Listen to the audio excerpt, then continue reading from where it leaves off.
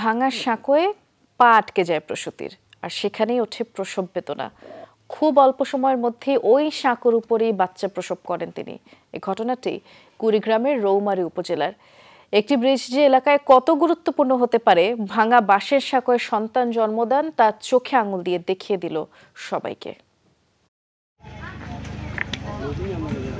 নরবরে এই সাঁকোর উপর দিয়েই এক প্রসূতিকে স্বাস্থ্য কমপ্লেক্সে নিয়ে যাচ্ছিল স্বজনরা।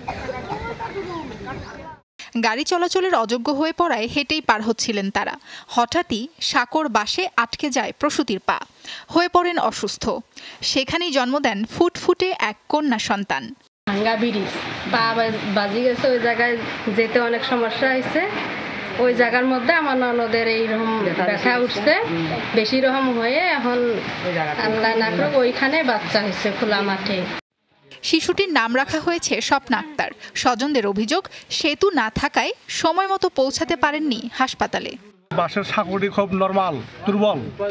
আমাদের যাতায়াত করতে, মেয়ে ছেলে আবার মালামাল বহন করতে খুব কষ্ট হয়। মহিলাটার সেবা পাওয়ার কথা হলো আজকে হাসপাতালে, আর সে সেবা না পেয়ে ভাঙ্গা ব্রিজের কারণে আজকে দেখছেন ভাঙ্গা ব্রিজের ওপারে সে শুয়ে পড়ে।